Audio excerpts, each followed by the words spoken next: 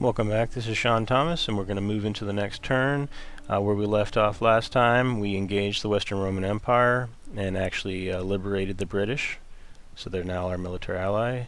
We retreated back to replenish our numbers. There's a slight sliver of yellow, so we're going to get just a few boardsmen back here. It would probably be better suited if we were to dock again, but that's too far out. We might just recruit a few more ships before we move on. So let's take a look here on the cost. So we just want to bolster our numbers. We lost a few of our ranged, so we'll carry over a few more archer boats into the next turn here.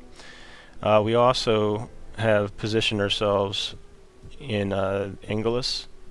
It's our new territory here that we're just about getting even on our happiness, and then we might consider our southern Saxon neighbors as a target.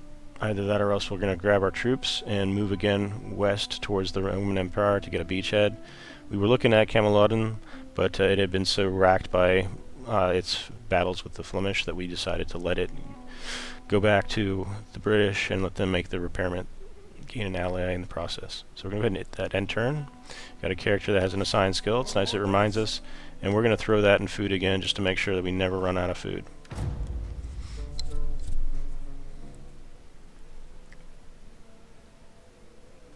So you see the arrows, the little symbol there is indicating that we are gathering additional troops, additional ships to our fleet there.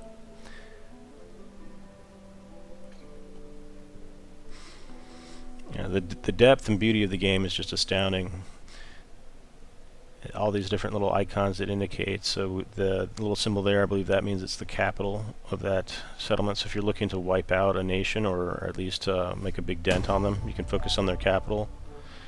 Alright, so we've got another political gain option here. So Algot and Dag, I believe it's the same folks that were at it in the beginning. So Dominion 79% and Control 60.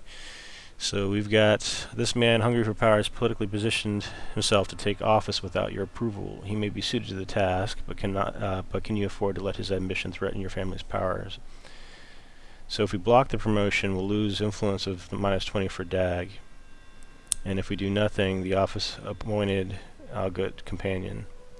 So let's go ahead and lose a little bit of control here. We got 60%.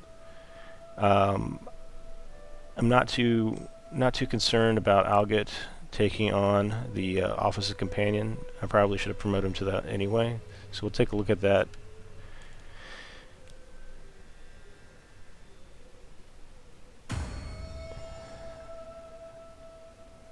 So it looks like should have Algot.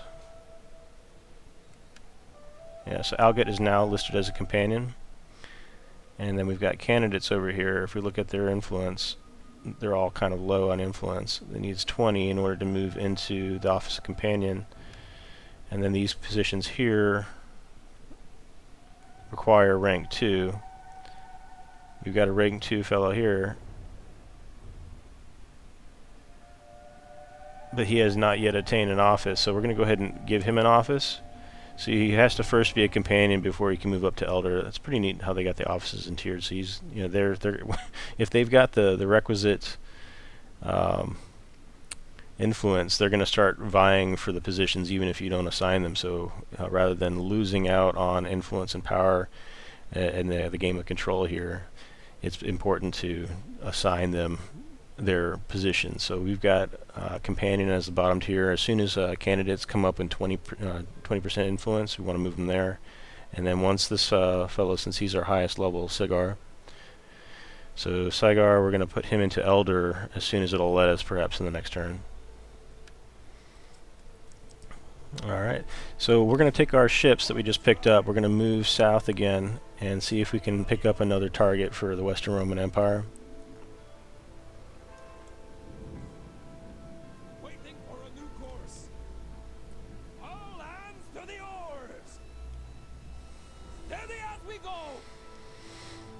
Alright, so we'll hang out there in the south.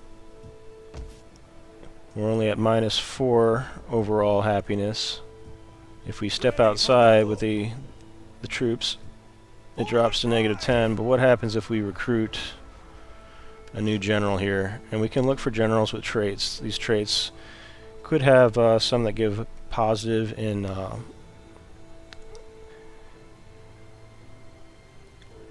holding settlements, like a plus for happiness. So let's take a little bit, merchant, taskmaster. So we're not really seeing anything that's going to help overall in maintaining the settlement itself.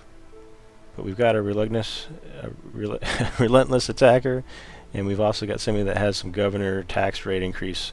So we might look at him. Loyalty +1, so that might be good. If you look at his age, 39, probably want to look for someone that's young for an office, and then that'll help us increase. So there might be some fighting to be had here, so we'll go ahead and raise the army. We're going to stick him in there. It drops to -7. And with that, if you look at the options we've got here, as for his traits, so you take a little closer look at him. He doesn't have a positive either currently to, it just has cunning, zeal, hostile success, and melee defense.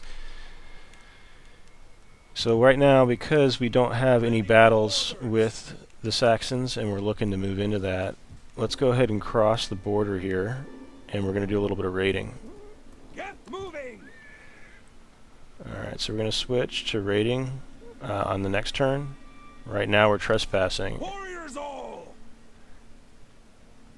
I think we're trespassing. I wonder if we've got any diplomacy with the Saxons I didn't know about previously. So we're no treaties. Okay, so they should actually be upset that we are trespassing now. And if we look at that, they got -15 trespasses against the Saxons. Okay. We also have a tech option. We can move into Tier 2, and this will allow a reduction in recruitment costs. We can also get a steel forge. This will likely give us additional stronger units. And then we can replace our Nordic brigade with a Nordic band if we were to go this route after getting the Roman logistics systems. Allow us to do the woodcarver too. So we actually needed to get that woodcarver in order to do our onagers. So hopefully we can draw out the Saxons from their city to attack our army on the field, in which case we can then look to recruit an onager. It doesn't look, let's see if there's any onager options. So we can pick up one onager as a mercenary, and that will give us what we need to breach a wall and make for the capital of Saxony. Alright, so let's take a look. If we've got anything further, if we encountered any new nations, they would be listed. So it looks like no new nations have come into our contact yet.